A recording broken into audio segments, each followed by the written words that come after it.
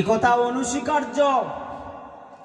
রাসূল করিম সাল্লাল্লাহু আলাইহি ওয়াসাল্লাম বলেছেন, শাবুন নাশা ফি ইবাদাতিল্লাহি তাআলা, এক শ্রেণীর যুবকরা তাদের মাথায় আল্লাহ রাব্বুল আলামিন আরশের ছায়া নসিব করে দেবেন।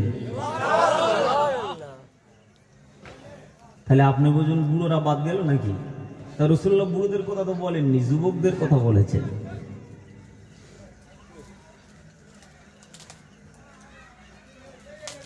বিশ্বনবী মুহাম্মদুর রাসূলুল্লাহ সাল্লাল্লাহু আলাইহি ওয়াসাল্লাম এই রজব মাসের 27 তারিখে আল্লাহর সঙ্গে দিদারে গিয়েছিলেন।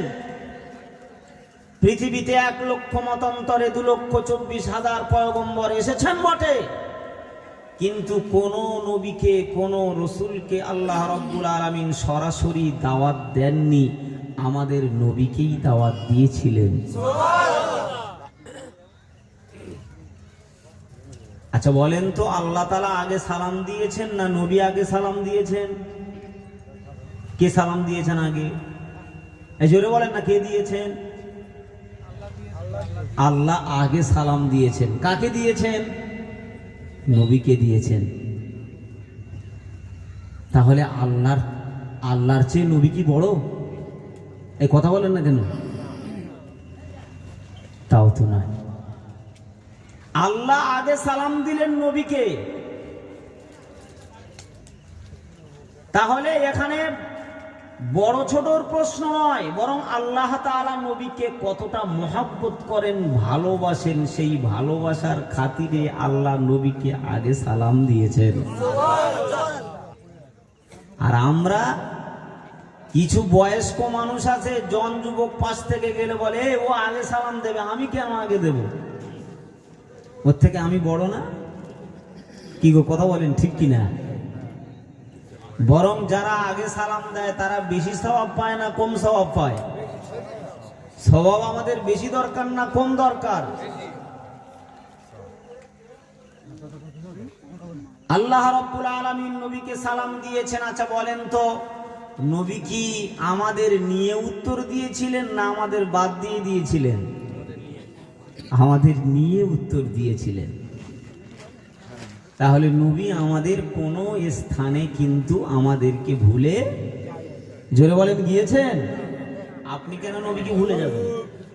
সর্বক্ষণ আপনাকে মনে রাখতে হবে, সর্বক্ষণ আপনাকে মনে রাখতে হবে। রাসূল করিম সাল্লাল্লাহু আলাইহি ওয়াসাল্লাম আজও পর্যন্ত তিনি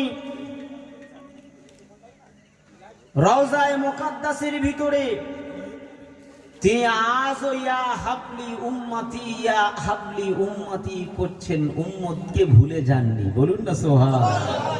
তাহলে আপনি বুঝলেন কি করে নবী দিবসে শুধু নবীর ডাকবেন, বাদ বাকি দিবসে নবীর ডাকবেন না? অথচ নবী তো আপনাকে 24 ঘন্টা ডাকে। নবীর হায়াতে জিন্দেগিতে তিনি তখনও ডাকছেন। আজও মদিনার রওজা শরীফে শুয়ে তিনিও উম্মতের কথা ভুলে যাননি। আর আপনার ওই রবিউল আউয়াল মাস আসলে যত নবীর মহব্বতের জোয়ার ওঠে, আর নবী দিবসের মাস চলে গেলে আর ভাটা পড়ে যায়, সে ভাটায় তো আর পানি উপরে ওঠে না। ব্যাপারটা কি? এ কথা বলেন না কেন? ঠিক বলছি না ভুল বলছি বলে? বরং এর নাম কিন্তু নবীর ভালোবাসা নয়। সর্বক্ষণ আপনাকে নবীর আদর্শে আদর্শিত হতে হবে। সর্বক্ষণ নবীর ভালোবাসা, প্রেম, মহব্বত আপনার মাঝে থাকবে। এটাই হচ্ছে নবীর মহব্বত এবং ভালোবাসা। বিশ্বনবী সরকারে দু আলম সাইয়্যিদিনা মুহাম্মাদুর রাসূলুল্লাহ সাল্লাল্লাহু তাআলা আলাইহি ওয়াসাল্লাম বলেছেন, ওয়া আমার উম্মাত উম্মাতানিরা, আমি পয়গম্বর আরবি দয়াত নবী মুহাম্মাদুর রাসূলুল্লাহ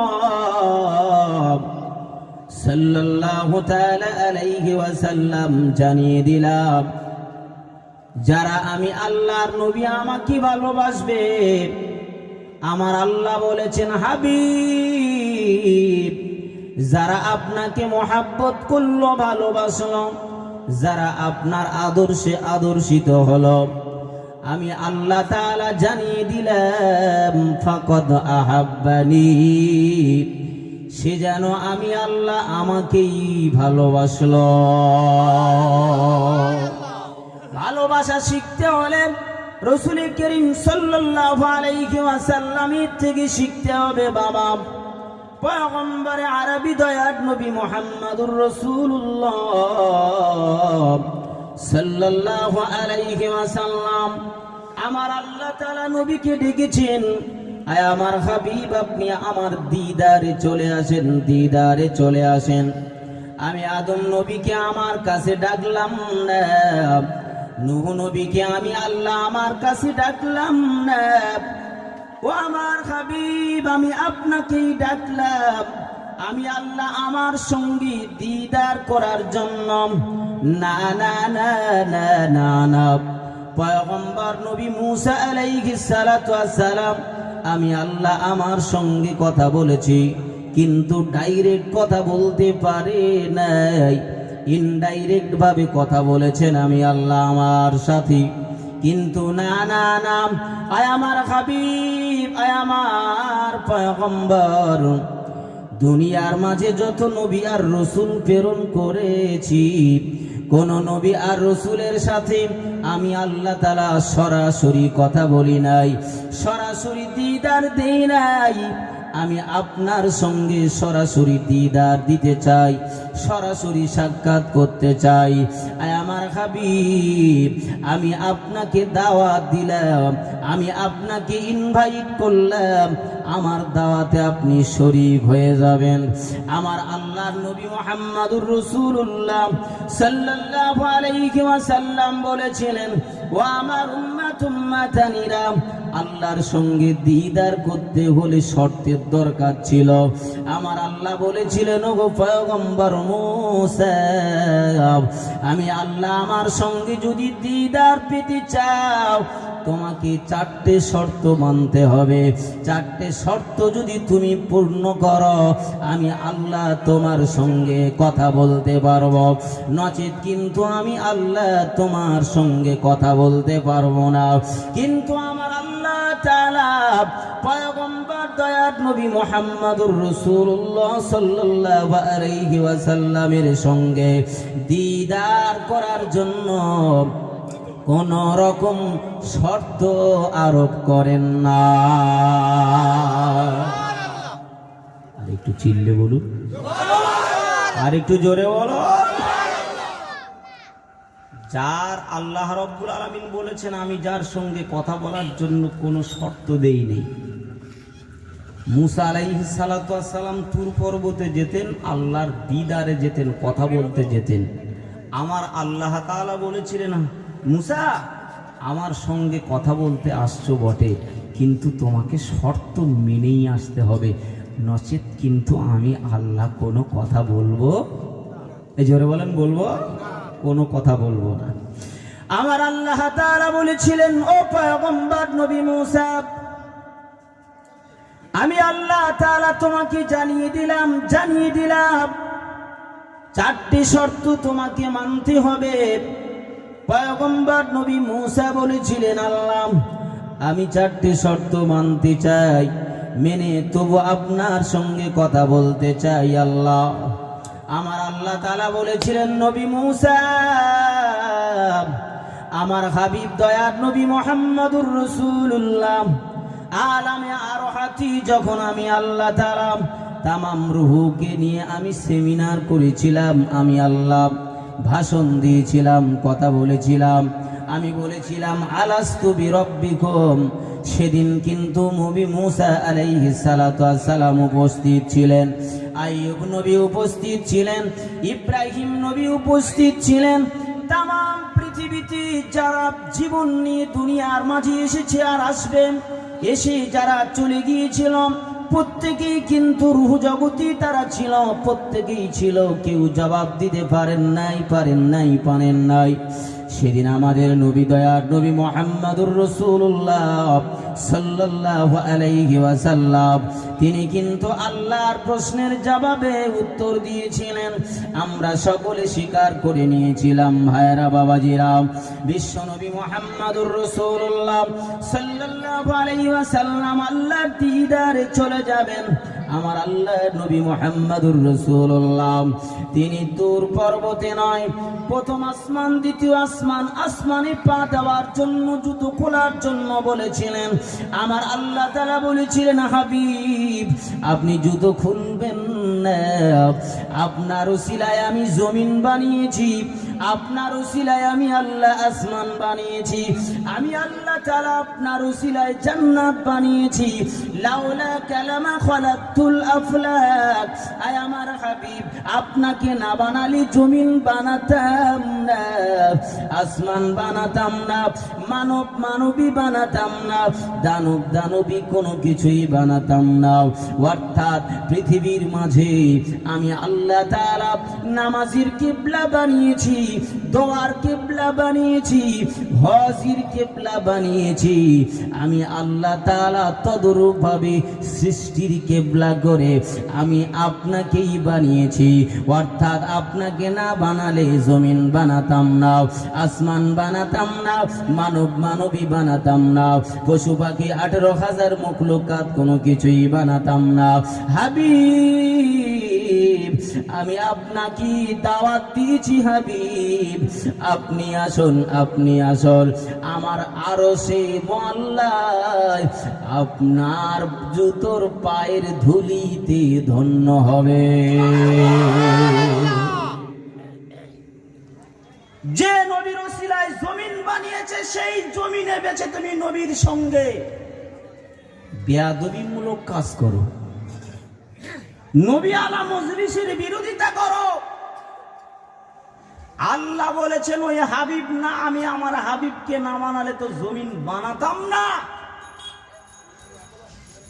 পৃথিবীর মাঝে আবার এক শ্রেণীর মানুষ আছে, তারা বলে নবী আমাদের বড় ভাই। একটু জোরে বলেন না নাউজুবিল্লাহ, একটু জোরে বলেন না নাউজুবিল্লাহ। আছে না নেই কথা বলে? ওরা কোন সূত্রে ভাই বলে ওরাই জানে। আর কিছু কিছু মানুষ বলে নবী দিবস, নবী দিবস করা যাবে না, নবীর আলোচনা। আরে নবী দিবস বলেন, নবী দিবসের মাস বলেন, মাস ছাড়া বলেন, নবী ছাড়া কি কোনো মজলিস চলবে? তাফসীরের মজলিস বলেন, মিলাদ বলেন, ওয়াজ বলেন, জলসা বলেন, নবীকে বাদ দিয়ে যদি কোনো জলসায় কোনো বক্তা আলোচনা করে লিখে রেখে দেন, সেই মজলিস আল্লাহর দরবারে কবুলও হবে না। আরে নামাজ পড়েন, যদি সেই নামাজের ভিতরে নবীর নাম না থাকে, দরুদ না থাকে, আপনার নামাজটাই আল্লাহর দরবারে কবুল হবে না। এই কথা বলেন না কেন?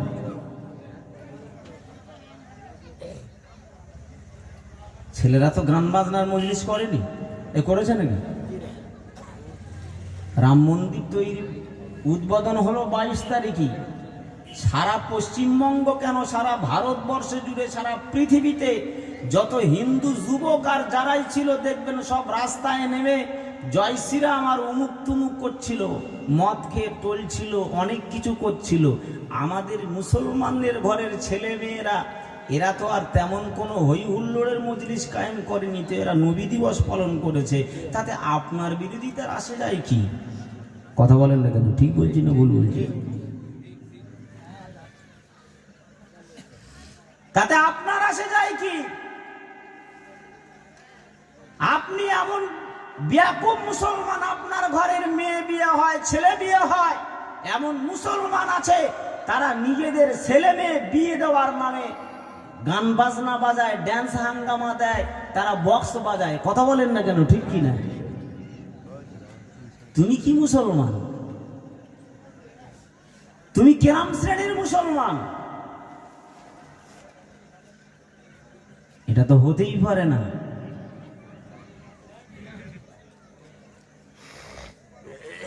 রাসূল করিম সাল্লাল্লাহু আলাইহি ওয়াসাল্লামকে বলেছেন, হাবিব আপনি আমার দরবারে আসবেন, কোনো শর্ত নেই। মুসা নবীকে আমি আল্লাহ বলেছিলেন, এই মুসা তুই দেখা করতে আসবি, 4টে শর্ত মেনে আসবি।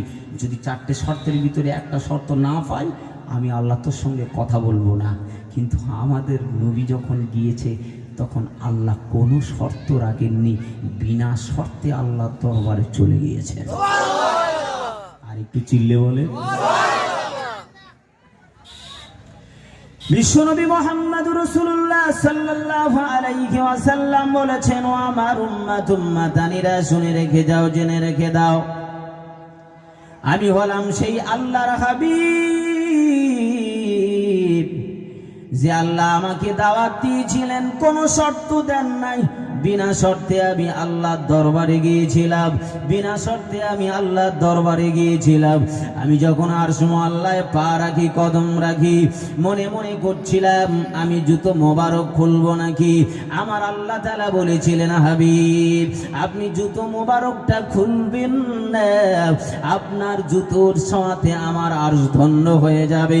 বিশ্বনবী মুহাম্মদুর রাসূলুল্লাহ সাল্লাল্লাহু আলাইহি ওয়াসাল্লাম বলেছেন, ও আমার উম্মাতানিরা, মহাশরীর মহাময়দানে মানুষ পাগলের মতো ঘুরবে, পাগলের মতো হয়ে যাবে।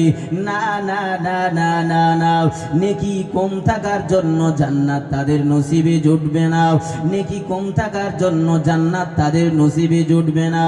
আমার আল্লাহ তাআলা বলে দেবেন, ও আমার বান্দা, ও আমার বান্দি, তোমার বাপ আছে বলে হ্যাঁ, মা আছে বলে হ্যাঁ, আত্মীয় স্বজন আছে বলে হ্যাঁ, যাও যাও যাও, আমি আল্লাহ তাআলা বলে দিলাম, তোমার মায়ের কাছ থেকে যদি নেকি আনতে পারো, বাপের কাছ থেকে যদি নেকি আনতে পারো, আত্মীয় স্বজনের কাছ থেকে যদি নেকি আনতে পারো, আমি আজকের দিনে তোমার জন্য জান্নাত রেখে দিলাম। যদি তুমি নেকি না আনতে পারো, আমি আল্লাহ তোমার জন্য জাহান্নাম দিয়ে দেব। ও ভাইরা বাবাজিরা, উম্মতে মুহাম্মাদির কাতারে যদি নাম লেখাতে পারেন, উম্মতে মুহাম্মাদি হিসাবে যদি আপনি গণ্য হতে পারেন, না না না, শুধু দাড়ি রাখলে উম্মতে মুহাম্মাদি হতে পারবেন না, শুধু বড় জুব্বা গায়ে দিলে উম্মতে মুহাম্মাদি হতে পারবেন না, না না না, শুধু লা ইলাহা ইল্লাল্লাহ বললে আপনি উম্মতে মুহাম্মাদি হতে পারবেন না। উম্মতে মুহাম্মাদি হতে হলে পয়গম্বর আরবি দয়াক নবী মুহাম্মদুর রাসূলুল্লাহ বলেছেন, মান আতানি ফাদাখালাল জান্নাহ, কুল্লু উম্মতি ইয়াদখুলুনাল জান্নাহ ইল্লা মান আবা। কিলা ওয়া মান আবা ইয়া রাসূলুল্লাহ? ক্বালা মান আতানি ফাদাখালাল জান্নাহ ওয়া মান আসানি ফাকাদ আবা, ওয়া মান আসানি ফাকাদ আবা, ওয়া মান আবা ফাদাখালান নার। পয়গম্বর আরবি বলেন, যারা আমার উম্মত হিসাবে নাম লেখাতে পেরেছে, আমি আল্লাহর পয়গম্বর নুরানি জবান দ্বারাই জানিয়ে দিয়ে গেলাম, কুল্লু উম্মতি ইয়াদখুলুনাল জান্নাহ, আমার একটা উম্মত জাহান্নামে থাকতে আমি আল্লাহর নবী জান্নাতে যাব না, যাব না। আমার প্রত্যেকটি উম্মত জাহান্নামের দিকে নজর করে তাকিয়ে দেখব, যদি আমার উম্মতির খাতায় নাম লিখিয়েছি অথচ শয়তানের ধোঁকায় পড়ে কিছু গুনাহ করেছে, আমি আল্লাহর নবী তার ভালোবাসায় মহব্বতে জান্নাতে যাব না, জান্নাতে আমি প্রবেশ করব না। আমার আল্লাহর কাছে আমি ফরিয়াদ করে বলবো, আল্লাহ লা আদখুলুল জান্নাহ, আমি জান্নাতে যাব না। আমার আল্লাহ বলবেন, লিমাযা ইয়া রাসূলুল্লাহ, আপনার কি হয়েছে, আপনি কেন জান্নাতে যাবেন না? আমার আল্লাহর নবী বলবেন, ওয়া ওয়াহিদুম মিন নারে, আল্লাহ আমার একটা উম্মত আমি জাহান্নামের দিকে তাকিয়ে দেখলাম, আমার একটা উম্মত জাহান্নামে পড়ে আছে, আমার একটা উম্মত জাহান্নামে পড়ে আছে। আল্লাহ আমি বলেছি আমার উম্মত জাহান্নামে থাকতে আমি জান্নাতে যাব না। আল্লাহ নবী সাল্লাল্লাহু আলাইহি ওয়াসাল্লাম মাথাটা নত করে দিবেন আল্লাহর দরবারে। আমার আল্লাহ বলবেন, হাবিব হাবিব আপনি যাতে রাজি আমি তাতে রাজি। পৃথিবীতে আদম নবী দোয়া করেছেন, আমি আল্লাহ কবুল করেছি। পৃথিবীতে নূহ নবী দোয়া চেয়েছে, আমি আল্লাহ কবুল করেছি। পৃথিবীর মাঝে আইয়ুব নবী দোয়া চেয়েছে, আমি আল্লাহ কবুল করেছি। ইউনুস নবী মাছের পেটের ভিতরে দোয়া চেয়েছে, আমি আল্লাহ কবুল করেছি। না না, মূসা নবী দোয়া চেয়েছে, আমি আল্লাহ কবুল করেছি। ঈসা নবী দোয়া চেয়েছে, আমি আল্লাহ কবুল করেছি। আয় আমার হাবিব, আজ আপনার দোয়া চাওয়া শেষ হলো না, হলো মানা হলো না। আদম নবী দোয়া চেয়েছেন আর চাইতে পারবে না, নূহ নবী দোয়া চেয়েছেন আর দোয়া চাইতে পারবে না, ইব্রাহিম নবী দোয়া চেয়েছে, দোয়া ফুরিয়ে গেছে আর দোয়া চাইতে পারবে না। আমার আল্লাহর হাবিব বলেছিলেন, আল্লাহ আমি ততদিন আপনার কাছে দোয়া চাইব আমার প্রত্যেকটি উম্মত যতক্ষণ না তারা জান্নাতি না হয়ে যাবে।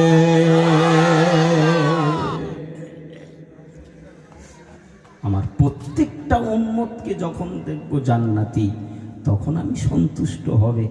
লা আরদা ইয়া রাব্বি, তার আগে আমি সন্তুষ্ট থাকবো না, তার আগে আমি সন্তুষ্ট থাকবো না। আমি থাকবো তখন সন্তুষ্ট আমার প্রত্যেকটি উম্মত যখন জান্নাতি হয়ে যাবে। ওই উম্মত দেখবেন রাত 12টার সময় বাড়ি আসছে, 4 গ্লাস টেনে আসছে। কি আসে না এই কথা বলেন? আবার তার ফতোয়ার ভাঁজ আছে আলাদা, কথা বলেন না কেন, ঠিক কি না? হ্যাঁ, তার ফতোয়ার ভাঁজ আবার আলাদা।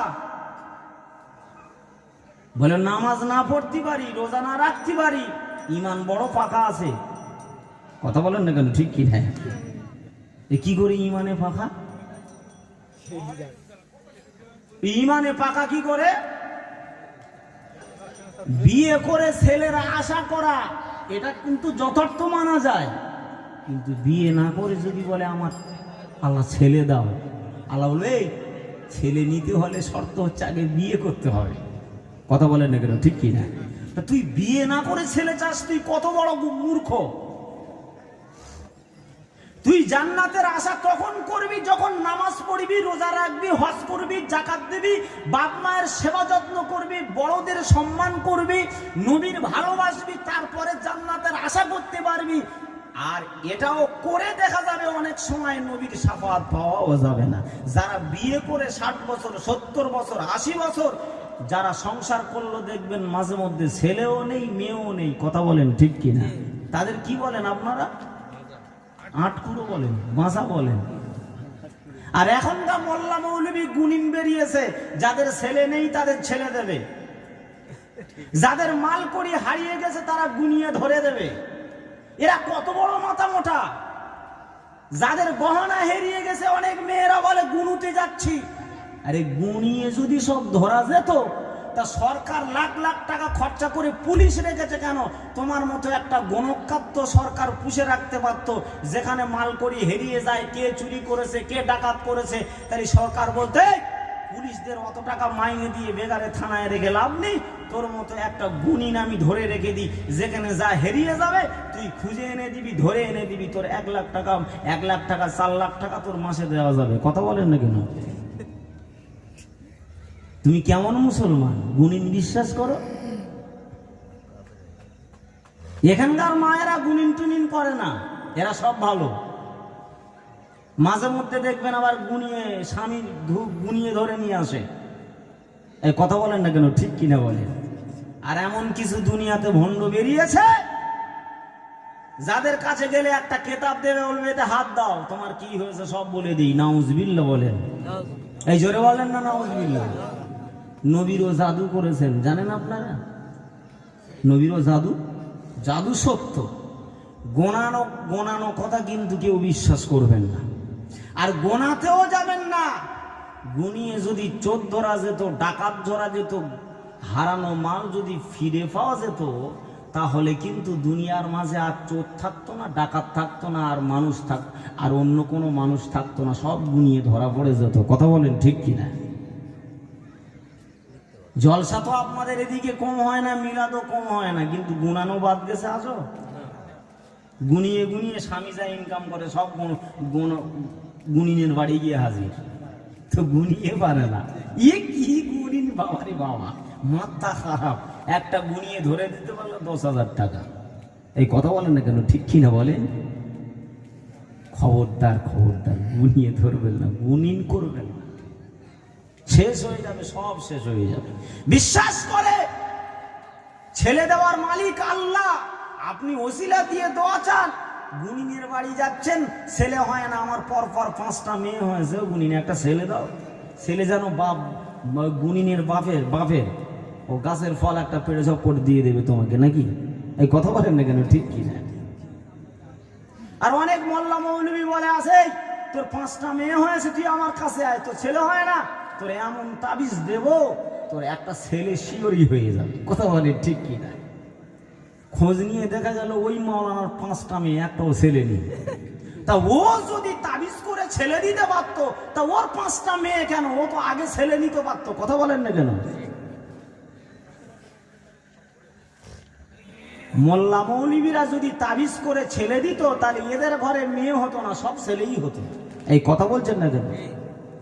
খোঁজ নিয়ে দেখবেন যারা এমনই ভণ্ডামো করে তাদের ঘরে কটা মেয়ে। আরে মেয়ে তো রহমত, ছেলে অত রহমত নয়। কথা বলেন না কেন, ঠিক কি না? এই সমস্ত কুসংস্কার আজও ইসলামের ভিতরে আছে, আজও যারা মুসলমান বলে দাবি করে তাদের ভিতরে আছে।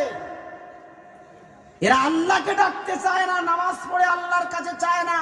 জাকারিয়ার ছেলেরাই মসজিদে নামাজ পড়ে আল্লাহর কাছে দোয়া চাইছে, রব্বি হাবলি মিল্লা দুনকা যুররিয়াতান তাইয়্যিবা ইন্নাকা সামিউদ দুআ। যাদের ছেলে নেই এই দোয়া নামাজের পরে পড়বেন, বেশি বেশি করে পড়বেন, মায়েরাও পড়বেন, সুসন্তান হবে। আর নাচের পরবর্তী পর্যায়ে যত কারিমুল্লাহ জেহাদি আনেন, উমুক জেহাদি আনেন, তুমুক জেহাদি আনেন, ও যত পরবর্তী জেনারেশন আসবে তত জুয়াখোর তৈরি হবে, তত মদখোর তৈরি হবে, তত সব তৈরি হবে। পৃথিবীর মাঝে ওয়াজ নসিহত করে এদের তাড়ানো যাবে না, বরং আরো এদের জঙ্গল বাঁধবে। কথা বলেন ঠিক কিনা? কারণ কি জানেন?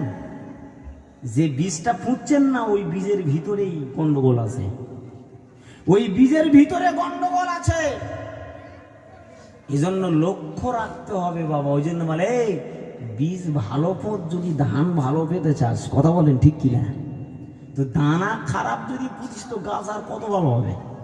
ভালো হবে? কথা বলেন ভালো হবে? ভালো হবে। ওই আমার চাচা বলছিলেন না, যদি মসজিদের মাতোয়াল্লি বিড়িখোর হয় তাহলে আমরা হবো গাঁজাখোর, নাকি? হ্যাঁ, মসজিদের মাতোয়াল্লি যদি হয় বিড়িখোর তাহলে আমরা হবো গাঁজাখোর, আর ইমাম সাহেব হবে গুটখাখোর, নাকি বলেন? মিলেছে না? মিলেনি তো, মিলেই আছে।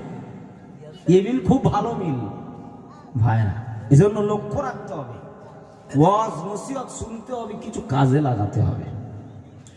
বিশ্বনবী সরকার দু আলম সাইয়্যিদিনা মুহাম্মাদুর রাসূলুল্লাহ সাল্লাল্লাহু আলাইহি ওয়াসাল্লাম বলেছিলেন, ওয়া আমার উম্মাতানিরা, তোমরা যারা আমার উম্মতের খাতায় নাম লিখিয়ে দিতে পারবে, আমি পয়গম্বরে আরবি দয়ার নবী মুহাম্মাদুর রাসূলুল্লাহ জানিয়ে দিয়ে গেলাম, কুল্লু উম্মতি ইয়াদখুলুনাল জান্নাতা, আমার প্রত্যেকটি উম্মত জান্নাতি চলে যাবেন।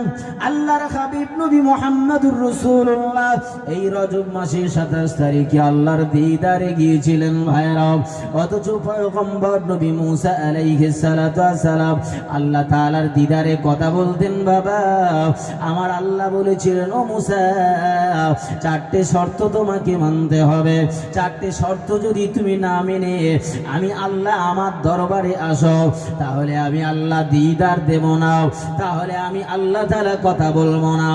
আমার আল্লাহ তাআলা বলেছিলেন, ও মুসা 1 নম্বর শর্ত হলো আমি আল্লাহ আমার সঙ্গে দিদার করবে, তোমাকে রোজা অবস্থায় আসতে হবে। ও নবী মুসা, আমি আল্লাহ আমার সঙ্গে দিদার করতে হলে রোজা অবস্থায় আসতে হবে। তুমি যদি রোজা অবস্থায় না আসো, আমি আল্লাহ তোমার সঙ্গে কথা বলবো না, আমি আল্লাহ তোমার দিদার দেব না, আমি আল্লাহ তাআলা তোমাকে অ্যাকসেপ্ট করব না। ও রব্বুল আলামিন, দ্বিতীয় নম্বর শর্তটা আমার জন্য কি দিলেন? আমার আল্লাহ তাআলা বলেছিলেন, ও মুসা দ্বিতীয় নম্বর শর্ত হলো তোমাকে জুতো খুলে আমি আল্লাহ তাআলা আমার পবিত্র তুর পর্বতে আসতে হবে, পবিত্র তুর পর্বতে আসতে হবে। 1 নম্বর হলো রোজা অবস্থায় আসতে হবে, 2 নম্বর হলো জুতো খুলে আসতে হবে। আমার আল্লাহর পয়গম্বর নবী মুসা বলেছিলেন, আয় আল্লাহ তৃতীয় নম্বর শর্তটা কি আপনি একটুখানি বলবেন? আমার আল্লাহ তাআলা বলেছিলেন নবী মূসা, তৃতীয় নম্বর শর্ত হলো আমি আল্লাহ আগে কথা বলবো, তারপরে তুমি কথা বলবে। পয়গম্বর নবী মূসা বলেছিলেন, ইয়া রাব্বাল আলামিন, চতুর্থ নম্বর শর্তটা কি আমার জন্য দিলেন? আমার আল্লাহ তাআলা বলেছিলেন, ও নবী মূসা, নির্দিষ্ট টাইমে কথা বলা হবে, সেই টাইমে তোমাকে আসতে হবে। যদি পরে আসো কথা বলবো না, যদি একটু আগে আসো কথা বলবো না। নির্দিষ্ট টাইমে আমি আল্লাহ আমার সঙ্গে দিদার করতে হলে আসতে হবে। অথচ আমার আল্লাহর পয়গম্বর বলেছিলেন, আমি আল্লাহ তাআলার দিদারে গিয়েছিলাম, আমার আল্লাহ এ কথা বলেননি, হাবিব আপনাকে রোজা অবস্থায় আসতে হবে, আপনাকে জুতো খুলে আসতে হবে, নির্দিষ্ট টাইমে আসতে হবে। না না না, আমার আল্লাহ আগে কথা বলবেন কথা শর্ত দেন নাই। ও ভাইরা বাবাজিরা, উম্মতে মুহাম্মাদীদের জন্য আমার আল্লাহর নবী আল্লাহর দিদারের মাধ্যম হিসাবে এনেছেন নামাজ। আল্লাহর দিদারের মাধ্যমে হিসাবে এনেছেন নামাজ। ওই নামাজই রক্ত হয়ে গেলে বাবা, নামাজের রক্ত যতক্ষণ পর্যন্ত থাকবে, ওই টাইমের ভিতরে যে কোনো সময়ে যদি আপনি নামাজে দাঁড়িয়ে যেতে পারেন, আমার আল্লাহর হাবিব বলেছেন ওই নামাজটা আমার আল্লাহর দরবারে কবুল হয়ে যায়।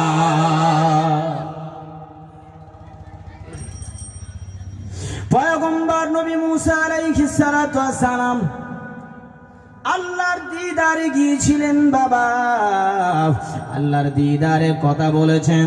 ও পয়গম্বর নবী মূসা আলাইহিস সালাতু ওয়াস সালাম, আমি আল্লাহ আমার দিদারে তুমি আসবে। পয়গম্বর নবী মূসা রোজা অবস্থায় আল্লাহর দরবারে যাচ্ছেন বাবা, আল্লাহর দরবারে যাচ্ছেন। যেতে যেতে তুর পর্বতের কাছে হাজির নবী মূসা আলাইহিস সালাতু ওয়াস সালাম কে আমার আল্লাহ তাআলা বলেছিলেন, ফাখলান আলাইকা ইয়া মূসা ইন্নাহু বিল ওয়াদিল মুকাদ্দাসি তুওয়া।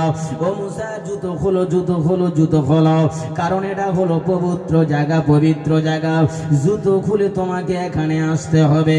পয়গম্বর নবী মূসা জুতো খুলে তুর পর্বতে হাজির হলেন, রোজা অবস্থায় হাজির হলেন, নির্দিষ্ট টাইমে হাজির হলেন। আমার আল্লাহ বলেছিলেন, মূসা আমি আল্লাহ তোমাকে ডেকেছি, আমি একটা উম্মতের ওয়াজ করার জন্য ডেকেছি, একটা নবীর উম্মতের ওয়াজ আমি তোমাকে করব নবী মূসা। ও মূসা, একটা নবীর উম্মতের ওয়াজ আমি তোমাকে শোনাবো। আজকের তুমি আমার দিদারে এসেছো, একটা নবীর উম্মতের ওয়াজ আমি তোমাকে করব, ধৈর্য ধরে তোমাকে শ্রবণ করতে হবে। হযরত নবী মূসা আলাইহিস সালাতু ওয়াস সালাম বলেছিলেন, আল্লাহ ওই নবী কি দুনিয়ার মাঝে এসেছেন নাকি? ওই নবী দুনিয়ার মাঝে এসেছেন নাকি? আমার আল্লাহ বলেছিলেন, লাউলা কালামা খালাকতু লাফলাক, সেই নবীকে না বানালে আমি আল্লাহ তোমাকে বানাতাম না, সেই নবীকে না বানালে জমিন বানাতাম না, সেই নবীকে না বানালে আসমান বানাতাম না, সেই নবীকে না বানালে আমি আল্লাহ জান্নাত বানাতাম না, সেই নবীকে না বানালে জাহান্নাম বানাতাম না। সেই নবীর উম্মতের ওয়াজ আমি তোমার কাছে করব। আমার আল্লাহ তাআলা নিজে মূসা নবী আলাইহিস সালাতু ওয়াস সালামের সাথে উম্মতির ওয়াজ করেছিলেন। ওই উম্মতটা ইব্রাহিম নবীর উম্মত নয়, ওই উম্মতটা আদম নবীর উম্মত নয়, ওই উম্মতটা নবী মূসার উম্মত নয়, শীষ নবীর উম্মত নয়। পৃথিবীতে 1,00,000 মতান্তরে 2,23,999 জন পয়গম্বর এসেছেন। কোন নবীর উম্মতের ওয়াজ আমার আল্লাহ কোন নবীর সঙ্গে করেন নাই। একটা নবীর উম্মতের ওয়াজ করেছিলেন, সেই উম্মতটা অন্য কোন নবীর উম্মত নয়। ওই উম্মত হলো আজকের দিনে এই জায়গাতে আমরা যারা বসে আছি, যারা উম্মতে মুহাম্মাদী হিসাবে আমরা নাম লেখাতে পেরেছি, যারা আমার নবী পাকের আদর্শে আদর্শিত হতে পেরেছে, আমার আল্লাহ তাআলা ওই উম্মতের ওয়াজ আমার আল্লাহ মুসা নবীর সঙ্গে 1,40,000 ভাষায় করেছিলেন। একটু জোরে হবে না? আর একটু চিল্লে হবে না? একটু তাকবীর দেন না? আরে তাকবীর, একটু জোরে তাকবীর দেন না? আরে তাকবীর। ওয়া কালিলুম মিনাশ শাকিরিন, শুকরকারী বান্দা কম হবে। সবাই যে আসবে তা না, কথা বলেন না কেন, ঠিক কি না? আরে মসজিদে আমরা যদি সবাই যেতাম তাহলে বাবরি মসজিদ ভাঙতে মোদী সরকারের একটু কষ্টই হতো, কথা বলেন না কেন? হতো কি হতো না বলেন? মসজিদ যখন জামে হয়ে যায় ওই মসজিদটা সপ্তম জমিন পর্যন্ত ভিত হয় আর সপ্তম আসমান পর্যন্ত তার ডালপালা ছড়িয়ে যায়। এটি চিল্লে হবে না? আমরা তো মসজিদ করি আর ভাঙি, কথা বলেন না কেন, ঠিক কিনা? মসজিদ আমরা মসজিদ মুখ হতে পারিনি বাবা, এজন্য মসজিদে পতাকা লাগাতে তারা কষ্ট পায়, কষ্ট তারা পায় না। বরং মসজিদ তদন্ত চলবে, ভালো করে লক্ষ্য রাখুন। আমাদের ভিতরে ইউনিটি নেই, আমরা ইউনিটি নষ্ট করে ফেলেছি। গ্রামে যদি 10 জন মানুষ থাকে 10 রকম মত, কথা বলেন ঠিক কিনা? আমরা এক মতে আজও মত দিতে পারি না, এক মতে আমরা মত দিতে পারি না। এক মহল্লার কথা দূরের কথা, একটা ফ্যামিলি যদি 5 জন থাকে 5 রকম মতব্বর তৈরি হয়, কথা বলেন না কেন, ঠিক কিনা? এই মতব্বরের দরুন আজকের আমরা মুসলমান পিছিয়ে পড়ছি। আমরা ইউনিটি আমরা অর্জন করতে পারলাম কারণ এরা ফতোয়া জানে অনেক বেশি, তাই না? এই ফতোয়ার জন্যই তো গন্ডগোল বাড়ছে, ইউনিটিটা নষ্ট হচ্ছে, ইউনিটি নষ্ট হচ্ছে। এরপরে মোদী সরকার বলবে মুসলমানদের মোট মসজিদ গণনা করো, কত বিঘে জমির উপরে মসজিদ আছে দেখো। এরা এই মসজিদ এত জায়গার উপরে করবে কেন? এই তদন্ত করো, যেগুলোর কাগজপত্র ঠিক নেই অধিকার সব বন্ধ করো। আপনি যাবেন কোথায়? যাবেন কোথায়? এর আগে বলা হয়েছে এদের কবরস্থান কত বিঘে জমির উপরে আছে দেখো। মানুষ ঘর বাঁধার জায়গা পায় না, এরা বিঘে বিঘে কবরস্থান করছে, কথা বলেন না কেন, ঠিক কি না? ও বাবা, অত বিরোধিতা নাই, একত্রিত ভাবে কাজ করতে হবে। যেখানে নবীর আলোচনায় হোক, সে নবী দিবসে হোক চাই নাই হোক অন্য মাসে হোক, তাদের সঙ্গে সহযোগিতা দিতে হবে। কোরআনের আলো, নবীর আওয়াজ যাতে করে সব জায়গায় পৌঁছে যায়, কথা বলেন ঠিক কিনা? যখন দেখবেন এগুলোর বিরোধিতা এক শ্রেণীর মানুষ করছে, তারা দাড়িওয়ালা, তারা টুপিওয়ালা, মনে করবেন সমাজটা বড় সংকোচন হয়ে গেছে, সমাজটা বড় দুর্বিষহ জায়গায় পৌঁছে যাবে, কথা বলেন ঠিক কিনা? কেন বাবা এটা আপনি করবেন কেন? যদি 10 টাকার জায়গায় আপনি 2 টাকা দেন, শরীরটা হন, কথা বলেন না কেন, ঠিক কিনা? এর আওয়াজটা পৌঁছে যাক, কোরআনের আওয়াজ, নবীর আওয়াজ সারা পৃথিবীতে পৌঁছে যাক। নচেত ওই সব নামের মতো মেয়ে তৈরি হবে যারা নাকি ওই 1,500 কিলোমিটার হেঁটে রাম মন্দিরে যাবে পূজা দিতে, এই কথা বলেন না কেন? সেরাম মেয়ে মুসলমানদের তৈরি হয়েই গেছে। আবার কিছু মেয়েরা আছে তারা জয় শ্রীরামের পরিপ্রেক্ষিতে আল্লাহু আকবারের ধ্বনি দেয়, কথা বলেন ঠিক কিনা? ও মুসলমানের মেয়ে, সব নাম মুসলমানের মেয়ে, কথা বলেন না কেন, ঠিক কিনা? আরে দেখেছেন নামে মুসলমান, কাজে কিরকম পার্থক্য? কি গো, কাজে পার্থক্য আছে না নেই বলেন?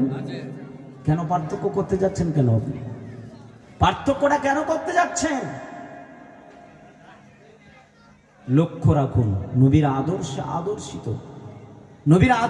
আদর্শিত হন, তাহলে দেখবেন একটা জায়গায় আপনি পৌঁছে যেতে পারবেন। নবীর উম্মতের খাতারে নাম লেখাতে হবে, তাহলে নবী আমাদের জন্য সুপারিশ করবেন, শাফাত করবেন। একটু জোরে বলুন না সুবহানাল্লাহ। বিশ্বনবী সরকারি দু আলম সাইয়্যিদিনা মুহাম্মদুর রাসূলুল্লাহ সাল্লাল্লাহু আলাইহি ওয়াসাল্লাম বলেছিলেন, ওয়া আমার উম্মাতানিরা শুনে রেখে দাও, জেনে রেখে দাও, আমি আল্লাহর হাবিব আল্লাহ তাআলার দিদারে গিয়েছিলাম। পয়গম্বর নবী মুসা আলাইহিস সালাতু ওয়াস সালাম আমার আল্লাহ তাআলার দরবারে হাজির, তুর পর্বতে গিয়ে হাজির হলেন। আমার আল্লাহ তাআলা বললেন, নবী মুসা আমি আগে কথা বলবো, তবে হ্যাঁ আমি আজকের দিনে যে বিষয়ে কথা বলবো অন্য কোনো বিষয় নয়, একটা নবীর উম্মতের বিষয়ে তোমার কাছে কথা বলবো। আল্লাহ নবী মুসা বললেন, আল্লাহ যতক্ষণ আপনি কথা বলবেন, যতক্ষণ আপনি কথা বলবেন মন দিয়ে আমি শ্রবণ করব, মন দিয়ে আমি শুনতে থাকবো। না না না না না না, কথা বলার আদব হলো একজন যখন কথা বলবে অপরজনকে সাইলেন্স থাকতে হবে, চুপ থাকতে হবে। না না, দুজনে একসঙ্গে কথা বললে কথা বলার আদব নষ্ট হয়ে যাবে। আমার আল্লাহ তাআলা বলেছিলেন, হাবিব আমি আল্লাহ তাআলা কোরআনের 114 খানা সূরা দিয়েছি। কোরআনের 95 নম্বর সূরার নাম হলো, কোরআনের 95 নম্বর সূরার নাম হলো সূরা তিন। আমি আল্লাহ তাআলা একটা সৃষ্টির পরিপ্রেক্ষিতে আমি আল্লাহ এক জায়গায় নয়, দু জায়গায় নয়, আমি আল্লাহ তাআলা চার জায়গাতে কসম করেছি। চার জায়গাতে আমি তাদের সৌন্দর্যের বর্ণনা দিয়ে কসম করেছি। না কোরআনের 195 নম্বর সূরা, কোরআনের 114 খানা সূরা আছে বাবা।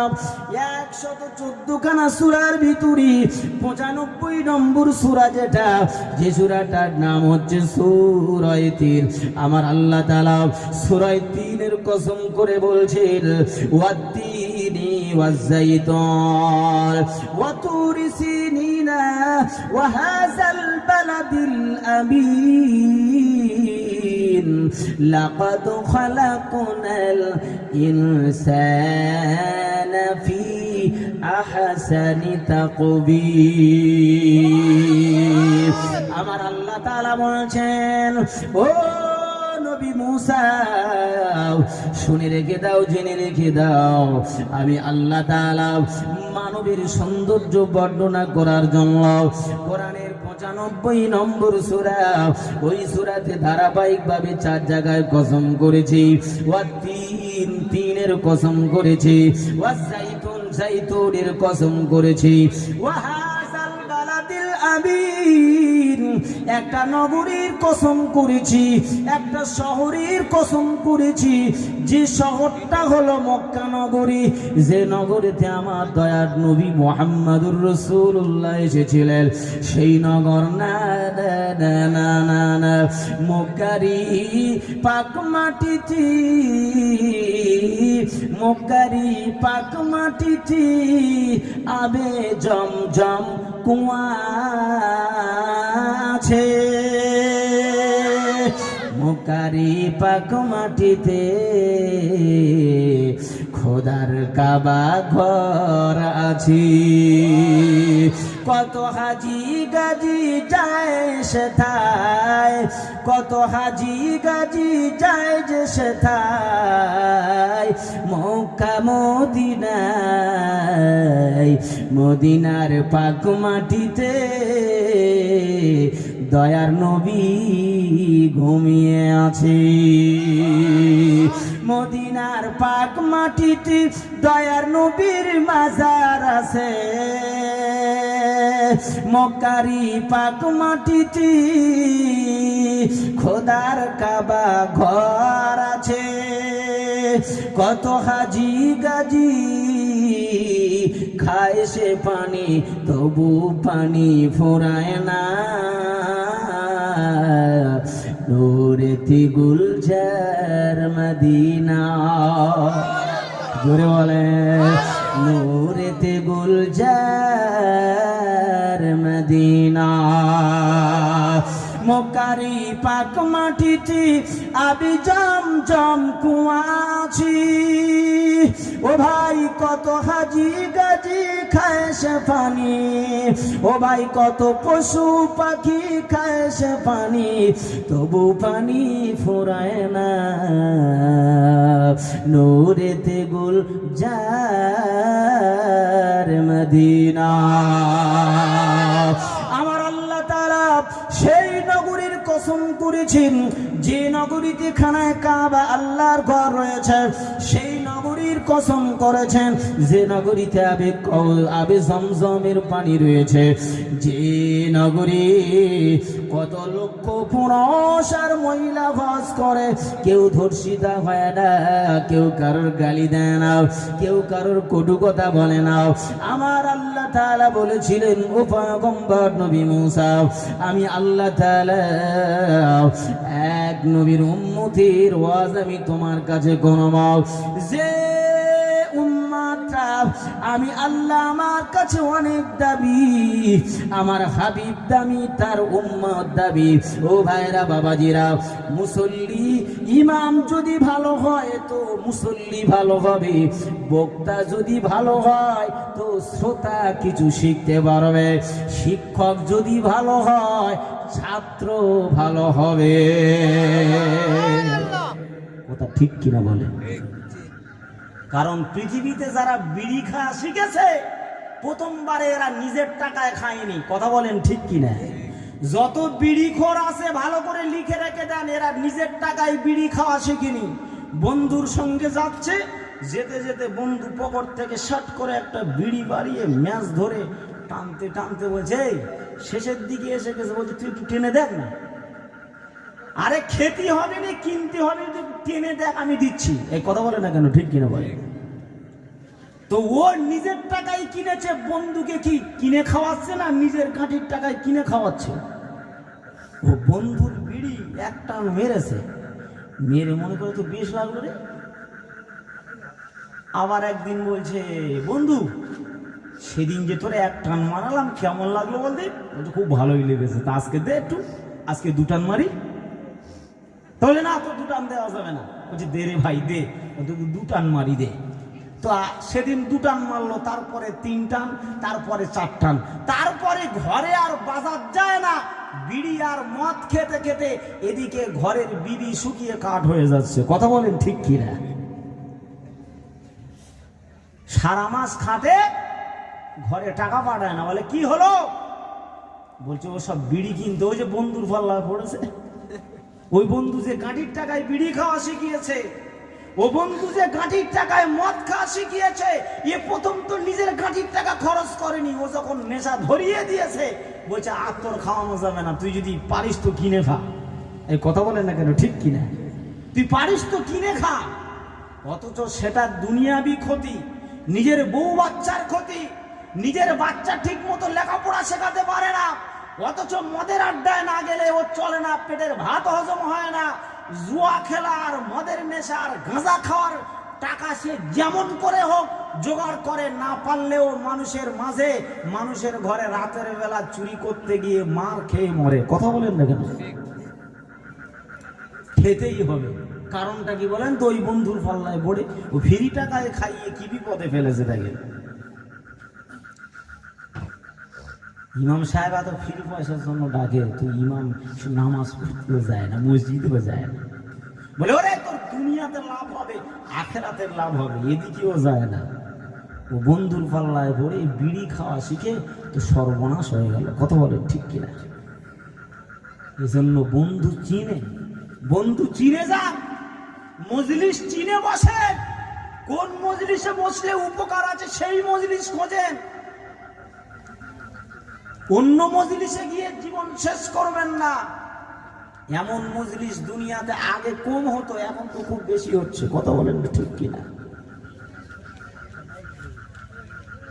ভাইরা লক্ষ্য করুন, এগুলো না বললে নয়।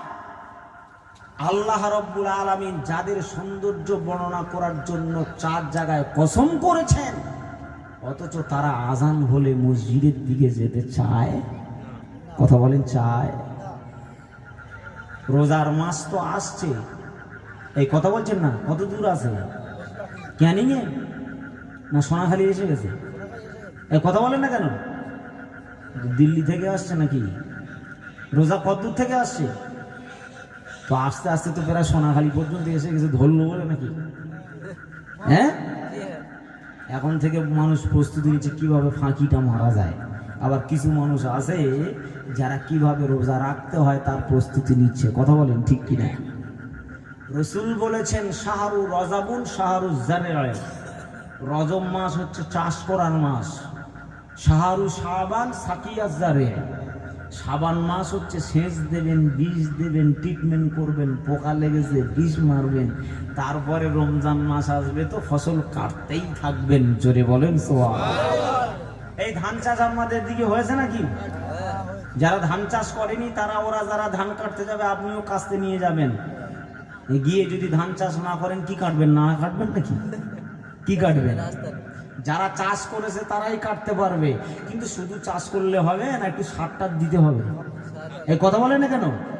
বীজ দিতে হবে। গোড়া পচা রোগ দিলে কি বিষ মারবেন না? গোড়া পচা রোগের ওষুধ আগে মারবেন। তা শরিয়াত সমাজে কিন্তু গোড়া পচা রোগ ঢুকেছে। ও শ্বশুরের শ্বশুর আব্বা করে করে গাল থেকে ফেনা কেটে যায়, নিজের আব্বাকে একবার আব্বা বলে ডাকতে চায় না। এটা হচ্ছে গোড়া পচা রোগ। এটা কি রোগ? এই জোরে বলেন কি রোগ? গোড়া পচা রোগ। যারা নাকি ফরজ নিয়ে যারা মাতামাতি করে না, নফল নিয়ে যারা মারামারি করে, বসবেন যে এটা গোড়া পচা রোগ হয়েছে। আগে গোড়া পচা রোগের ট্রিটমেন্ট করতে হবে। এই কথা বলেন না কেন? ঠিক কি না? গোড়া পচা রোগ ধরলি যত মাথায় স্প্রে করেন কাজ হবে? এই জোরে বলেন হবে? বলে কোথাকার মাথা মোটা চাষি রে, এর গোড়া পচা রোগ হয়েছে আর দিচ্ছে মাথায় ওষুধ। গোড়া পচাটা রোগটাকে ভালো করতে হবে তো। ভাইরা লক্ষ্য করুন, যারা ব্যক্তি পূজা করে বলবেন, মনে করবেন যে এদের ভিতরে গোড়া পচা রোগ আছে। নিজের বাপের কবর জিয়ারত করলো না, মাসে একবার ফুরফুরা শরীফে যাচ্ছে মাসে 4 বার, মনে করবেন এর গোড়া পচা রোগ হয়েছে। এই কথা বলেন না কেন? ঠিক কিনা? এ রোগ কে সারাবে আপনার? শরীয়ত সমাজে কথা বলে নিজের বাপকে ভালোবাসেন, নিজের মাকে ভালোবাসেন, সারা শরীয়তের হুকুমগুলো মেনে চলেন। ব্যক্তি পূজা করলে আপনার জীবন শেষ হয়ে যাবে। আপনি কি করলেন সেটা আগে অনুশীলনী করেন, সেটা আগে আপনি বোঝেন, তারপরে কিছু কাজ আপনার জন্য হবে। ভাইরা লক্ষ্য করুন, বিশ্ব নবী সরকারে দু আলম সাইয়্যিদিনা মুহাম্মদুর রাসূল সাল্লাম আল্লাহর দিদারে গিয়েছেন বাবা। কিন্তু মুসা নবী যাচ্ছেন আল্লাহর দিদারে, শর্ত দিয়েছেন আল্লাহ, মুসা নবীকে রোজা রেখে আল্লাহর দরবারে যেতে হবে। গেলেন, তা আল্লাহ তাআলা ওয়াজ করছেন, একটা উম্মতের ওয়াজ করছেন, করতে করতে করতে করতে 1,40,000 ভাষা দ্বারায় একটা নবীর উম্মতের ওয়াজ নবী মুসাকে শুনিয়ে দিলেন। আর একটু চিল্লে বলেন, এই কটা ভাষা? কটা ভাষা? 1,40,000। জোরে বলেন কটা ভাষা? পৃথিবীতে অনেক ভাষা আছে। যারা আরবিয়ান আরবে থাকে তারা আরবি ভাষায়, আমরা বাংলায় থাকি বাংলা ভাষা বলি, মাঝে মধ্যে হিন্দি বলি, মাঝে মধ্যে উর্দু বলি। পৃথিবীতে হাজার হাজার ভাষা রয়েছে। কথা বলেন ঠিক কি? লক্ষ লক্ষ ভাষা আছে। আপনি কটা ভাষা জানেন? আপনার জ্ঞান কতটুকু? আল্লাহ তাআলা তিনি 1,40,000 ভাষায় তাফসীরে মাজাহিরিতে এসেছে। কাজী সানাউল্লাহ পানিপতি রহমাতুল্লাহ আলাইহি লিখেছেন, আল্লাহ উম্মতে মুহাম্মাদির ওয়াজ করেছেন 1,40,000 ভাষা দ্বারাই। এই উম্মত কোন উম্মত? তুমি কোন নবীর উম্মত তুমি চেনো?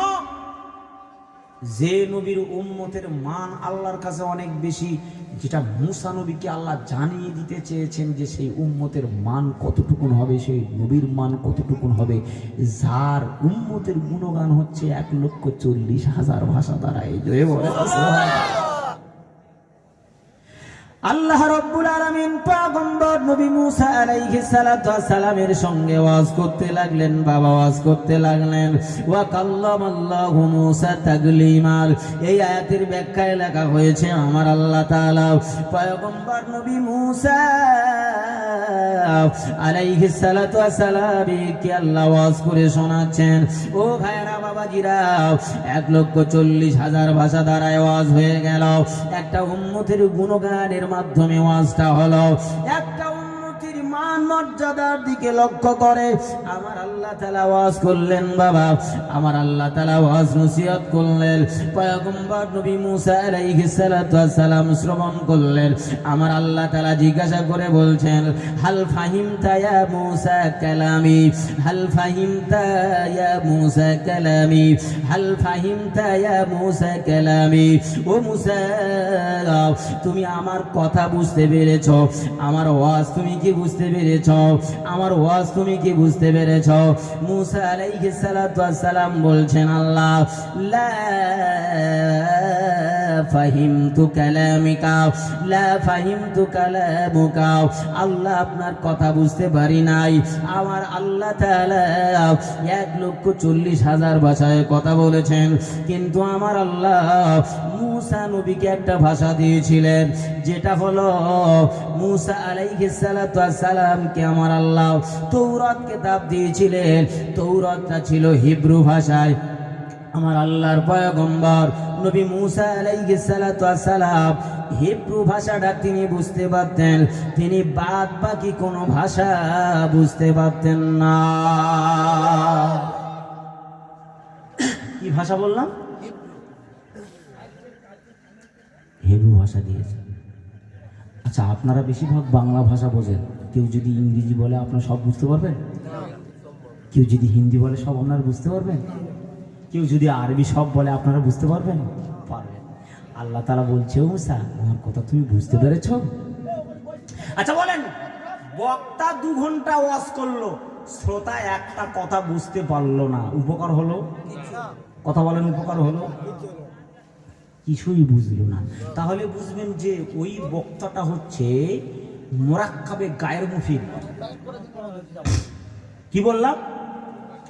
मुरक्कबे गायर मुफीद। तो कहने वाला बात कहाँ सूखा, तो सुनने वाला को गुज़श्ता वक़्त की खबर कोई मालूम नहीं है, तो मुरक्कबे गायर मुफीद है। कहने वाला बात कहाँ चूके, तो सुनने वाला गुज़श्ता वक़्त की खबर कुछ नहीं मालूम हुआ, तो मुरक्कबे गायर मुफीद बन गए। मुरक्कबे गायर मुफीद যারা বক্তায়, আমি যদি একটা কথা বলি আপনারা যদি বুঝতে না পারেন, তো আমি মুরাক্কাবে গায়ের মুফিদ। মুরাক্কাবে মুফিদ বক্তা যে কথাই বলবে শ্রোতা বুঝতেই পারবে, বুঝে নেবে যে কথাটা এই দিকেই বলছে, তার দ্বারাই শ্রোতা উপকার পাবে। কথা বলেন ঠিক কিনা? আল্লাহ বলছে, মুসা কথা বুঝতে পেরেছো? মুসা সাল্লাম বলছেন, আল্লাহ আমি তো একটাও বুঝতে পারিনি। আমার আল্লাহ তাআলা বললেন, মুসা বুঝতে পারোনি? যতগুলো ভাষা আমি ব্যবহার করেছি সব একটা নবীর উম্মতের গুণগানের জন্য ব্যবহার করেছি। জোরে বলুন সুবহানাল্লাহ। আল্লাহ কোন নবীর উম্মত? আদম নবী, নূহ নবী, ঈসা নবী। পৃথিবীর মাঝে 1,24,000 পয়গম্বর এসেছে, তার মধ্যে 315 জন হচ্ছে রসুল, বাদ বাকি সব নবী। কজন রসুল বললাম? কজন? 315 জন রসুল। 315 জন রসুল, বাদ বাকি কটা নবী? বাদ বাকি যা থাকে বিয়ে করে দেখেন, আপনারা একটু হিসাব করেন না, শুধু শুনবেন, একটু হিসাব করতে হবে তো আপনাদের। তাহলে এটা হিসাব করে দিতে হবে, তাহলে বোঝেন 315 জন নবী। ইংরেজিতে নবীদের বলা হয়, রসুলদের বলা হয়, নবীদের বলা হয় কি? মেসেঞ্জার। নবীদের বলা হয় কি? মেসেঞ্জার। আর রসুলদের বলা হয় প্রফেট। ইংরেজিতে কি বলা হয়? প্রফেট।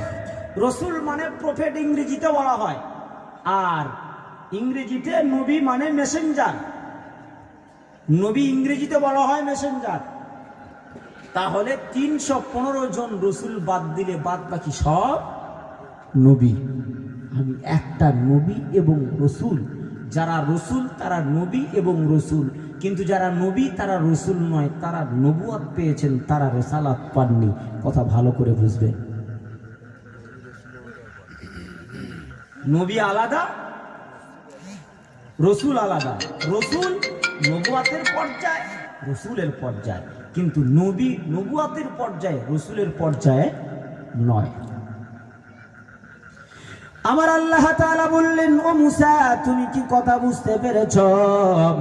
পয়গম্বর নবী মুসা আলাইহিস সালাতু ওয়াস সালাম বললেন, আল্লাহ আমি একটা কথা বুঝতে পারিনি আল্লাহ। আমার আল্লাহ বলেছিলেন, ও নবী মুসা শুনে নাও 1,40,000 ভাষা দ্বারায় আমি একটা নবীর উম্মতির গুণগান করেছি। সেই নবীর উম্মত অন্য কোন নবীর উম্মত নয়, সেই নবীর উম্মত অন্য কোন নবীর উম্মত নয়, যে নবীকে আমি আল্লাহ তাআলা সাইয়্যিদুল আম্বিয়া বানিয়েছি, আমি আল্লাহ তাআলা সাইয়্যিদুর রাসূল বানিয়েছি। না না না, পৃথিবীতে যত নবী আর রাসূল এসেছে আমি আল্লাহ তাআলা তাদের সকলের সর্দার বানিয়েছি, যিনি হচ্ছেন জগৎগুরু নবী নবী মুহাম্মদুর রাসূলুল্লাহ। পয়গম্বর নবী মুসা ঝরঝর করে কাঁদতে লেগেছেন। আমার আল্লাহ বলেছিলেন, লেমা জাতাবকি ইয়া মুসা, ও মুসা তুমি কাঁদছো কেন, কাঁদছো কেন? আমার আল্লাহর পয়গম্বর নবী মুসা বলেছিলেন, আল্লাহ এই জন্য কাঁদতেছি, আল্লাহ নবীর খাতা থেকে আমার নামটা কেটে দাও, আল্লাহ নবীর খাতা থেকে আমার নামটা কেটে দাও। আমার আল্লাহ বললেন, লেমা জায়া মুসা, মুসা কেন আমি তোমার নামটা কেটে দেব, তুমি তো নবী। আল্লাহ নবী হতে চাই না, আমি নবী হতে চাই না। আপনি যে উম্মতের গুণগান করেছেন আমি নবী মুসা আমার কাছে 1,40,000 ভাষায় আপনি নবীর খাতা থেকে আমার নামটা কেটে দিয়ে ওই নবীর উম্মতির খাতায় আমার নামটা যোগ করে দাও। আমি নবী হয়ে বাঁচতে চাই না, আমি ওই উম্মত হয়ে বাঁচতে চাই। আপনি স্বয়ং আল্লাহ যে উম্মতের গুণগান 1,40,000 ভাষায় করলে। আর একটু জোরে, আর একটু চিল্লে বল। ফজরের আজান হয়, কাক বলে বাসায় থাকবো না, গরু বলে আমি গোয়ালে থাকবো না, হাঁস মুরগি বলে আমাদেরকে দৌড় খুলে দাও বেরিয়ে যাই। অথচ সেই উম্মাত যারা যত ফজরের টাইম হয়ে আসে তত কম্বল আর ওই ব্ল্যাঙ্কেট তত মুড়ি দিয়ে বিছানায় পড়ে থাকে। কথা ঠিক বললাম না ভুল বললাম? এরকম রোগ আছে বলে মনে হয়। দেখেছেন তো কেমন উম্মত আমরা। আচ্ছা নবী বলেন তো শুধু জনদের জন্য না বুড়োদের জন্য? তা আজকে জনেরা করেছে বলে বুড়োরা আসেনি নাকি? মনে হয় বোঝা যাচ্ছে না নাকি? শুধু কি নবী কি মানুষের জন্য না গাছের জন্য, পশুর জন্য, পাখির জন্য, আসমান জমিন যার জন্য পাগল সকলের জন্যই নবী। জোরে বলে, আর একটু চিল্লে বলে, আর একটু জোরে বলে। যে নবীকে আল্লাহ আগে সালাম দিয়েছে, কিন্তু আমরা আগে সালাম দিতে পারি না। কথা বলেন ঠিক কিনা? মুসা আলাইহিস সালাতু ওয়াস সালাম কাঁদতেছেন, আল্লাহ আমি নবী থাকতে চাই না, আমার নবীর খাতা থেকে নামটা কেটে দাও, কেটে দাও, কেটে দাও, কেটে দাও, কেটে দাও, কেটে দাও, কেটে দাও। আমার আল্লাহ বলছেন, শোনো নবী মুসা, শুধু 1,40,000 ভাষায় কথা বলি না, এমন একটা রাত আমি তাদের জন্য রেখে দিয়েছি, এমন একটা রাত আমি তাদের জন্য রেখে দিয়েছি। না না না, তোমার উম্মতের জন্য রাতটা রাখি নাই, আমি আদম নবীর উম্মতের জন্য রাতটা রাখি নাই, ইব্রাহিম নবীর উম্মতের জন্য রাতটা রাখি নাই, আমি রেখেছি ওই নবীর উম্মতের জন্য যে নবীর উম্মতের গুণগান আমি আল্লাহ 1,40,000 ভাষা দ্বারাই করেছি। না না না না না না না, ওই উম্মাত যদি সেই রাতেতে 2 রাকাত নামাজ আদায় করে, 2 রাকাত নামাজ আদায় করে, আমি আল্লাহ স্বয়ং বলে দিয়েছি, আমি আল্লাহ তাআলা বলে দিয়েছি, খায়রুম মিন আলফি শাহর। আমি আল্লাহ তাআলা বলে দিলাম 82 বছর 6 মাস ইবাদত করলে তোমার উম্মত যে সওয়াব পাবে, ওই উম্মত 2 রাকাত নামাজ আদায় করলে আমি আল্লাহ বলছি 82 বছর ইবাদতের চেয়ে বেশি সওয়াব তারা পাবে। ওই উম্মাত যদি একবার সুবহানাল্লাহ বলে, হযরত সুলাইমান আলাইহিস সালাতু ওয়াস সালাম বাবা দুনিয়ার মাঝে রাজত্ব পেয়েছিলেন বাবা, তবে না না না না না আবে হায়াতের পানি পান করতে পারেন না। 100 বছর পরে আবে হায়াতের পানি একবার জমিন থেকে বেরিয়ে আসে। আবে হায়াতের পানি যারা পান করতে পেরেছে কিয়ামত পর্যন্ত তাদের মরণ হবে না, হবে না, হবে না, না না, কিয়ামত পর্যন্ত তাদের মরণ হবে না, হবে না, হবে না। অথচ সুলাইমান আলাইহিস সালাম আবে হায়াতের পানি পান করতে পারেন নাই। বাগতে নাসার তামাম পৃথিবী রাজত্ব চালিয়েছিল, আবে হায়াতের পানি পান করতে পারেন নাই। ও ভাইরা বাবাজিরা, নমরুদ সারা পৃথিবী জুড়ে রাজত্ব চালিয়েছিল, আবে হায়াতের পানি পান করতে পারেন নাই। আবে হায়াতের পানি যারা পান করেছে মরণ কিয়ামত পর্যন্ত তাদের আসবে না, আসবে না। ও ভাইরা বাবাজিরা, একটা বাদশার কথা আমি বলে যাচ্ছি, যে বাদশার কথা আমার আল্লাহ তাআলা কোরআন শরীফের ভিতরে বলে দিয়েছেন।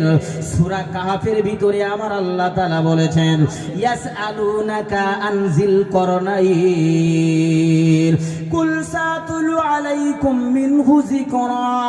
আয় আমার হাবিব, আপনি যখন দুনিয়ার মাঝে থাকবেন, হয়তো কাফেরেরা বেদিনীরা আপনাকে জুলকারনাইন বাদশা সম্পর্কে জিজ্ঞাসা করবে, আপনি জবাবে বলে দেবেন, আপনি বলে দেন কুল সাতুলু আলাইকুম মিনহু যিকরা, আনকারিব আমি তার বর্ণনা আপনার কাছে দিয়ে দেব। ইন্না মাক্কান্না লাহু ফিল আরদি কুল্লু শাইইন সাবাবা। আমি আল্লাহ তাআলা পৃথিবীর তামাম রাজত্বটা আমি ওই বাদশাকে দিয়েছিলাম, যে বাদশা হলো বাদশা জুলকারনাইন। একদিন খানায় কাবার ভিতরে চলে গেছেন বাদশা জুলকারনাইন, খানায় কাবার ভিতরে। আরে খানায় কাবার ভিতরে যারা ঢুকে দোয়া চায়, আমার আল্লাহ তাআলা তাদের দোয়া ফেরত দিতে পারেন না, আমার আল্লাহ তাআলা তাদের দোয়াকে ফেরত দিতে পারেন না। খানায় কাবাতে যারা হাত তুলে, খানায় কাবার ভিতরে যদি ঢুকতে সুযোগ না পাওয়া যায়, খানায় কাবার একটা ব্যারিকেড রয়েছে, যেটা হলো হাতিমে কাবা, যেটা হলো হাতিমে কাবা, যেটা হলো কাবার অংশ, যেটা হলো কাবার অংশ। পয়গম্বরে আরবি দয়ার নবী বলেছেন, যারা কাবা শরীফের ভিতরে ঢোকার সুযোগ পাবে না, হাতিমে কাবার ভিতরে যদি আল্লাহর কোনো বান্দা আমার কোনো উম্মত দাঁড়িয়ে দাঁড়িয়ে 1 রাকাত নামাজ আদায় করে, আমি পয়গম্বর বলে গেলাম 1 রাকাত নামাজের পরিপ্রেক্ষিতে আমার আল্লাহ তাআলা 1 লক্ষ রাকাত নামাজের সওয়াব লিখে দেওয়া হবে। ও জায়গায় দাঁড়িয়ে দোয়া চাইলে আল্লাহ দোয়া কবুল করেন। ও ভাইরা বাবাজিরা, খানায় কাবার ছাদের পানি একটা নল দেওয়া রয়েছে বাবা, নলটা হলো স্বর্ণের নির্মিত নল বাবা। ও ভাইরা বাবাজিরা, আজকের বাবরি মসজিদ ভেঙে দিয়ে রাম মন্দির তৈরি হয়ে গেল, গেট লাগালো হলো সোনার, না না না, কিলো কিলো সোনা দিয়ে গেট বানানো হলো, কিলো কিলো সোনা দিয়ে বিভিন্ন কারুকার্য করা হলো, না না না না, মসজিদের ভিত্তি রয়েছে আমার আল্লাহ, তার ভিত্তিটা সপ্তম জমিন পর্যন্ত কবুল করে নিয়েছেন। খানায় কাবার নলটা হলো স্বর্ণের বানানো নল। খানায় কাবার যে চাদরটা বিছানো থাকে, সৌদি সরকার প্রতি বছরে গেলাপটা কিন্তু চেঞ্জ করে দেওয়া হয়, ওই গেলাপটা কিন্তু স্বর্ণ দিয়ে খানায় কাবার উপরে গেলাপটা আচ্ছাদন করে দেওয়া হয়। আমার আল্লাহর হাবিব বলেছেন ওই যে বৃষ্টির সময় যদি খানায় কাবার ছাদের পানিটা আল্লাহর কোন হাজী সাহেব বান্দা যদি খেয়ে ধরে নিতে পারে, আল্লাহর কোন হাজী সাহেব বান্দা যদি হাতে করে ধরে নিয়ে পান করতে পারে, আমার আল্লাহ নবী বলেছেন তার জন্য আমার আল্লাহ তাআলা তামাম জিন্দেগীর গুনাহ মাফ করে দেওয়ার সাথে সাথে আমার আল্লাহ তাআলা তার শরীরের রোগগুলো আমার আল্লাহ ভালো করে দিয়ে দেয়। ও ভাইরা বাবাজিরা, মুজদালিফা বলে একটা জায়গা আছে, ওই জায়গায় দোয়া চাইলে নবী বলেছেন দোয়া কবুল হয়। তবে হ্যাঁ, হজ করতে গেলে যদি 4 লক্ষ টাকা খরচ হয়, যদি 4 লক্ষের ভিতরে 1 টাকা আপনার সুদের টাকা ঢুকে যায়, 1 টাকা যদি ঘুষের টাকা ঢুকে যায়, 1 টাকা যদি লোকের ফাঁকি দেওয়ার টাকা হয়, আপনি লিখে রেখে দেন হজ করাই হবে, কিন্তু হজ আল্লাহর দরবারে কবুল হবে না। পৃথিবীতে লক্ষ কোটি হাজী সাহেব আছে বাবা, হজ করে আসে বিড়ি খাওয়া ছাড়তে পারে না, হজ করে আসে সুদ ছাড়তে পারে না, হজ করে আসে বাবা মিথ্যা কথা ছাড়তে পারে না। বাদশা জুলকারনাইন আলাইহিস সালাতু ওয়াস সালাম রাজত্ব পেয়েছেন, তামাম পৃথিবীটা তিনি ভ্রমণ করেছেন, পৃথিবীর সব জায়গাতে বাদশা জুলকারনাইন এসেছিল। ও ভাইরা বাবাজিরা, আল্লাহ তাআলার কাছে বলেছিলেন আল্লাহ বাদশা হতে হলে এক জায়গায় গদিতে বসে বাদশাহী করা যায় না, বাদশা হতে গেলে মাঝে মধ্যে ঘুরে ঘুরে দেখতে হয়।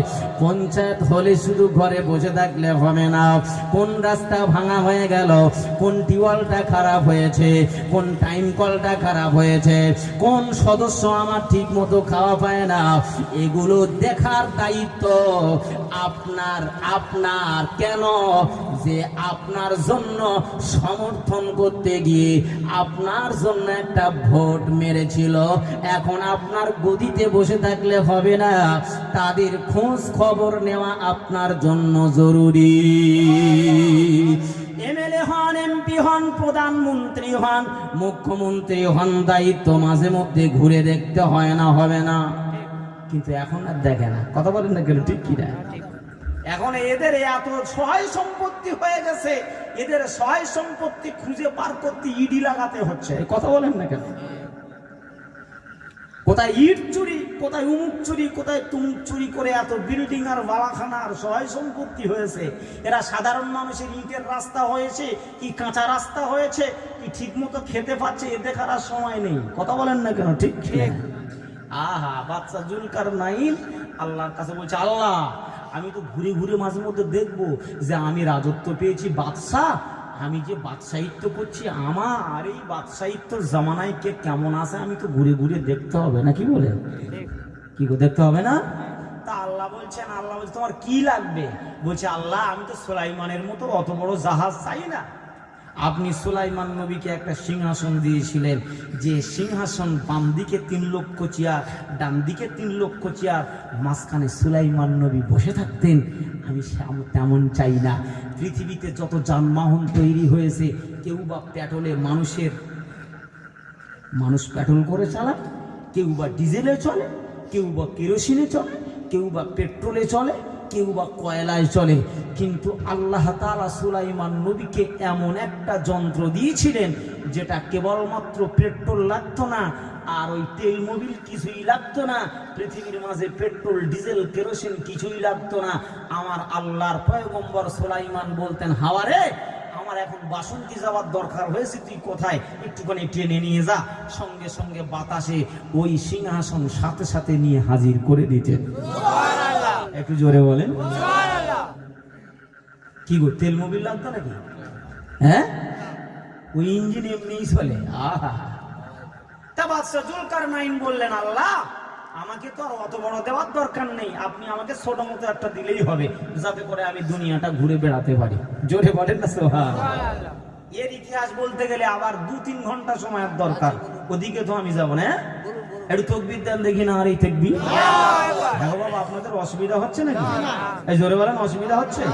একটু তাকবীর জোরে হয় না, আর এই তাকবীর একটু জোরে তাকবীর হয় না? নারে তাকবীর, নারে তাকবীর। মাশাআল্লাহ, মাশাআল্লাহ, পরিবেশ খুব সুন্দর।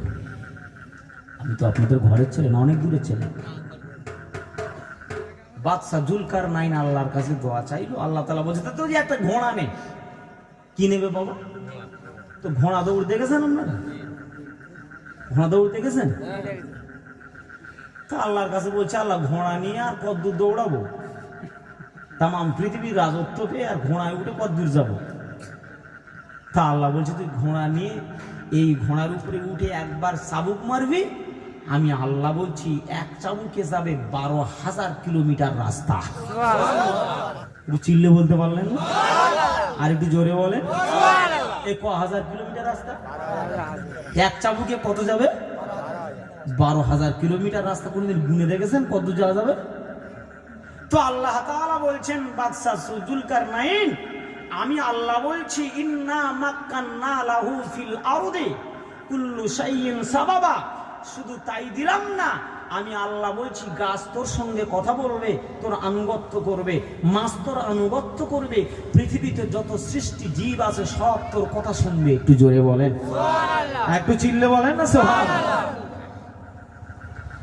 তা আল্লাহ ঘোড়া নিয়ে বলছি ঘোড়া নিয়ে সব জায়গায় যেতে পারবে। তো আল্লাহ তাআলা তাকে মুজিজাতান একটা ঘোড়া দিয়েছিলেন, যে ঘোড়ার উপরে সাওয়ার হয়ে আমাদের বাসন্তীতে কবার এসেছিল জানেন আপনারা? জানেন? আপনাদের এলাকাটার নাম কি? খেজুর, খেজুর, খেজুর তোলা পাড়ায় কবার এসেছিল বাদশা জুলকারনাইন, দেখেছিলেন আপনারা? এই দেখেননি? ও আপনারা ছিলেন না, না আপনারা তখন রুহু জগতে ছিলেন, আপনারা তখন রুহু জগতে ছিলেন। কিন্তু বাদশা জুলকারনাইন এখান থেকে ভ্রমণ করে তার পিরিয়ড শেষ করে চলে গিয়েছেন। বাবা কথা বুঝতে পারেননি আপনারা? আমাদের দেখার সুযোগ হয়নি, আমরা তখন রুহু জগতে ছিলাম, আসতে দেরি করেছি তো এই জন্য দেখার সুযোগ মিলেনি। সেদিন যারা এসেছিল তারা সব দেখেছিল। বাদশা জুলকারনাইন একজন সৎ, একজন খুব সুন্দর বাদশা ছিলেন। বাদশা জুলকারনাইনকে আল্লাহ তাআলা বলছেন, ওকে আমি পশ্চিম থেকে পূর্ব, পূর্ব থেকে পশ্চিম, মাগরিব সে সেমাল তাক, সেমাল সে জুনুব তাক আমি আল্লাহ তাকে সায়ের করিয়েছিলাম। জোরে বলে। আমি বলছিলাম একটা কথা, আবে হায়াতের পানি আপনারা কেউ খেয়েছেন নাকি? এই পান করেছেন আপনারা? কে কে হাত তুলেন তো দেখি। কেউ পান করতে পারেনি? ওরে আমিও তো পান করতে পারিনি। আরে পৃথিবীতে কেউ পান করতে পারেনি। যারা আবে হায়াতের পানি পান করেছে কিয়ামত পর্যন্ত আল্লাহ তাদের হায়াত দিয়ে দিয়েছেন। জয় বলেন সুবহানাল্লাহ। যাই হোক, আমাদের শ্রদ্ধা ভাজন হাজী সাহেব এসে গেছেন, তো আমার বলার আর অবকাশ নেই। হ্যাঁ, আল্লাহ তাআলা যেন শোনার চেয়ে বলার চেয়ে বেশি করে আমল করার তৌফিক দান করেন। একটু জোরে তাকবীর দেন দেখি না। আর এই তাকবীর, এই তাকবীর তো শামিয়ানার উপরেই মনে হয় যায় না।